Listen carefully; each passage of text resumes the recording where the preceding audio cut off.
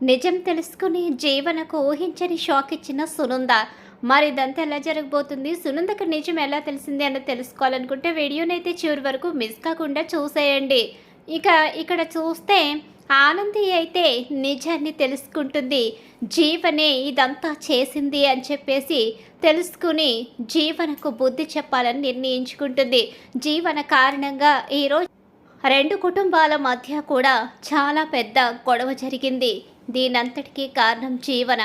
ఇంతకాలం జీవనను వదిలేశాను, కానీ ఇక వదిలిపెట్టే ప్రసక్తే లేదు అని చెప్పేసి నిర్ణయించుకున్న ఆనంది అయితే మాత్రం ఇక తన అత్తయ్య ఇంటికి బయలుదేరుతుంది. ఏంటి, ఏం చేద్దాం అనుకుంటున్నావు? దీనంతటికీ కారణం ఎవరో తెలిసిందమ్మా. తెలిసాక కూడా నేనెలా ఊరుకుంటాను? అనవసరంగా మన మధ్య లేనిపోని గొడవలు జరిగాయి, కావాలనే ఇదంతా చేశారు అని చెప్పేసి జీవన చేసిన కుట్ర గురించి తెలుసుకున్న ఆనంది అయితే పద్మమ్మ సింహాద్రిలతో విషయం చెప్తుంది. కానీ ఈ విషయం జ్యోతమ్మతో చెప్పొద్దు, జీవనకు ఎలా బుద్ధి చెప్పాలో నాకు తెలుసు అని చెప్పేసి అక్కడి నుంచి బయలుదేరుతుంది. ఇక ఆనంది అయితే అలా ఆనంది వెళ్ళిపోతూ ఉంటే పద్మమ్మ సింహాద్రి చాలా బాధపడతారు. ఏంటి ఇలా జరిగింది?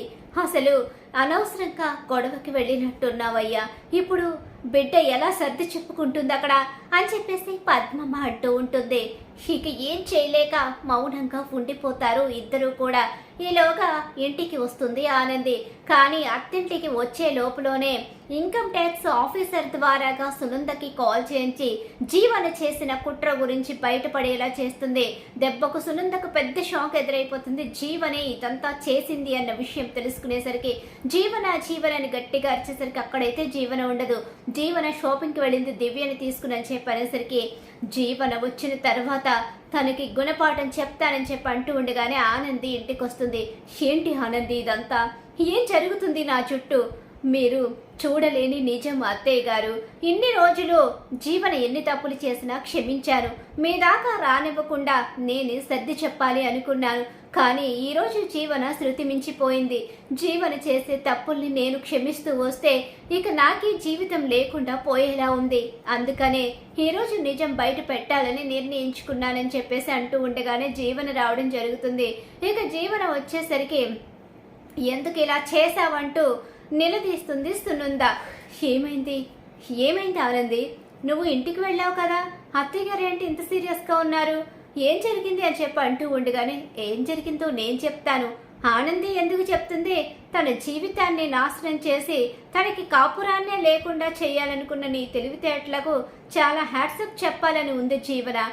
ఇంతగా కుట్ర చేసి ఇంట్లో వాళ్లను మాయ చేసి నువ్వు నేను పంపించిన డబ్బుకే ఇక నువ్వు ఇన్కమ్ ట్యాక్స్ ఆఫీసర్స్ని పంపించి ఇదంతా ఆనంది చేసిందని క్రియేట్ చేసి చాలా తెలివిగా తప్పించుకుందామని ప్రయత్నించావు. కానీ ఆనంది ఒక లాయర్ అన్న విషయాన్ని నువ్వు మర్చిపోయావు. ఈరోజు నీ నిజస్వరూపం బయటపడిపోయింది. ఇంట్లో ఉంటూ నువ్వెంతగా కుట్ర చేసి ఆనంది జీవితాన్ని నాశనం చేయాలనుకుంటున్నావో అర్థమైంది. ఈ రోజు నా నుంచి నిన్ను ఎవ్వరూ కాపాడలేరు. నువ్వు ఒక్క క్షణం నా కళ్ళ ముందు నువ్వు నాకు కనిపించినా సరే నిన్ను ఏం చేస్తానో నాకే తెలియదు. నేను నమ్మక ద్రోహం చేసేవాళ్లను క్షమించను. ఇన్న రోజులు నువ్వు ఇంట్లో ఉంటున్నావు కదా, సరే అనుకున్నాను తప్ప నువ్వు వెనక ఇంత ద్రోహం చేయడానికి కుట్రలు చేస్తూ మా జీవితాలతోటి మా బ్రతుకులతోటి ఆడుకుంటున్నావని తెలుసుకోలేకపోయాను. ముఖ్యంగా ఆనంది ప్రతిసారి నిన్ను క్షమిస్తూ వచ్చింది. ఏ విషయమో మా దాకా రానివ్వలేదు. కానీ ఇప్పుడు ఆనంది బయటికి వెళ్ళిపోయే పరిస్థితిని తీసుకొచ్చి నువ్వు సంబరపడుతున్నావు. నేను ముందు నుంచి చెప్తూనే ఉన్నాను జీవన విషయంలో జాగ్రత్తగా ఉండాలని. జీవన ఎప్పటికప్పుడు తన పెద్దమ్మ అదే ఇక తన గ్రాని అయిన చిన్న గ్రానికి ఫోన్ చేస్తూ ఎప్పటికప్పుడు ఇక్కడ విషయాలు అక్కడికి చేరవేస్తూ అలాగే ఇక తన సలహాలు తీసుకుంటూ ఇక్కడ ఫాలో అవుతూ ఉంటుంది.